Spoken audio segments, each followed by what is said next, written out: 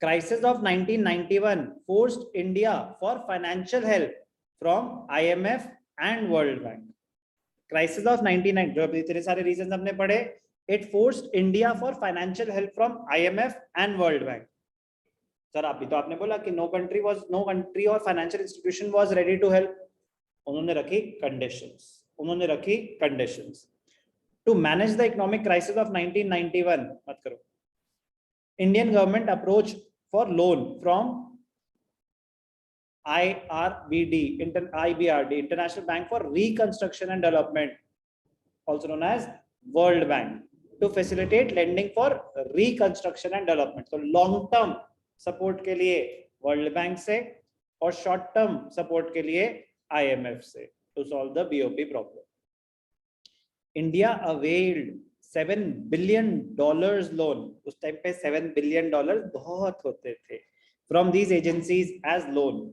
Dr. Manmohan Singh was the Indian finance minister in 1991. Question आ सकता है, who was the finance minister at the time of new economic policy? Dr. Manmohan Singh.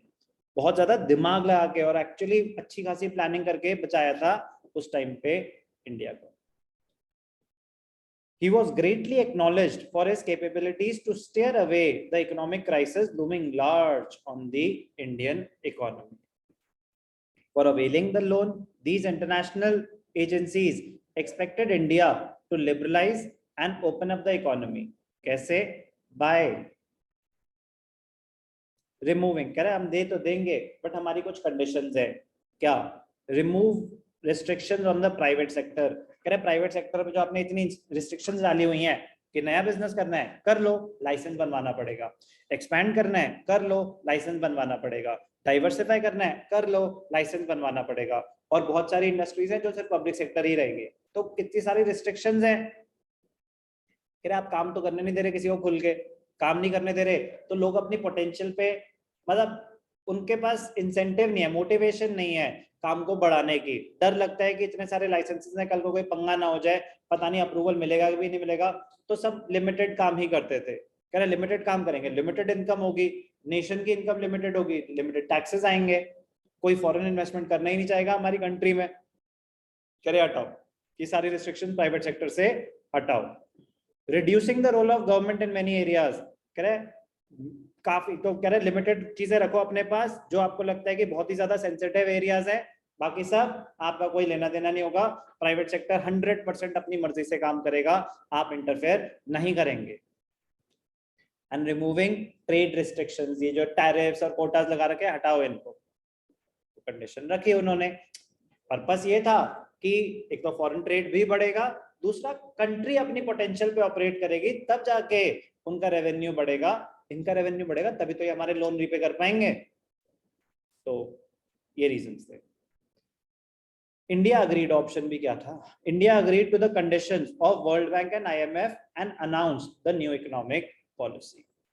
तो कौन थे उस time पे finance minister? Doctor Manmohan Singh. Prime minister PV Narasimha Rao. New economic policy, something new.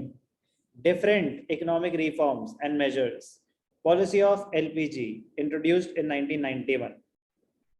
The new economic policy was announced in July 1991. It consisted of wide range of economic reforms. The main aim of the policy was to create a more competitive environment in the economy and remove the barriers to entry and growth of firms. कह रहे हटाओ ये barriers, growth पे restrictions मत आने दो, इनको फैलने दो जितना ये फैल सकते हैं. तो दो टाइप के मेजर्स थे. New economic policy can be broadly classified into two kinds of measures. Number 1 stabilisation, जो अभी इतनी ज्यादा वॉलेटाइल कंडीशन है कि बीओपी डेफिसिट है, बर्डन ऑफ डेट्स है, पॉलिटिकल इंस्टेबिलिटी, मतलब बहुत ज्यादा इकोनॉमिक इंस्टेबिलिटी थी. तो सबसे पहले तो बैलेंस करो, ग्रोथ का तो बाद में देखेंगे, पहले जो ये इतनी ज्यादा वॉलेटिलिटी है इसको कंट्रोल में लाओ. तो सबसे पहले तो stabilisation measures, correcting weakness of the BOP की जो इतना ज्यादा डेफिसिट है इसको कंट्रोल करो by maintaining sufficient foreign exchange reserves. Inflation जो इतनी ज्यादा हाई है, प्राइस लेवल जो इतना ज्यादा हाई है, इसको कंट्रोल करो. तो स्टेबलाइजेशन मेजर्स. और दूसरा स्ट्रक्चरल, इसका long term benefit structural reforms का, और स्टेबलाइजेशन का इमीडिएटली उसको कंट्रोल में लाना. स्ट्रक्चरल रिफॉर्म्स में improving efficiency of the economy, increasing international competitiveness by removing rigidities in various segments of the Indian economy. कोई भी डाउट? समरी है जितनी बातें अभी तक हमने करी. Economic reforms recap. Meaning and need of economic reforms. Meaning तो okay. Need, what were the reasons? Poor performance of the public sector, adverse BOP, fallen foreign exchange reserves, huge burden of debt, inflationary pressures and terms and condition of the bank. तो ये सारी collectively फिर हमने क्या करा? Introduce करी new economic policy. दो parts में डिवाइडेड थी वो.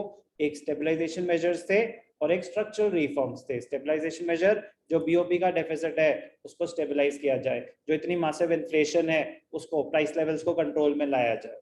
और growth measures, structural reform measures, efficiency improve करी जाए और ट्रेड रिस्ट्रिक्शंस हटाई जाए.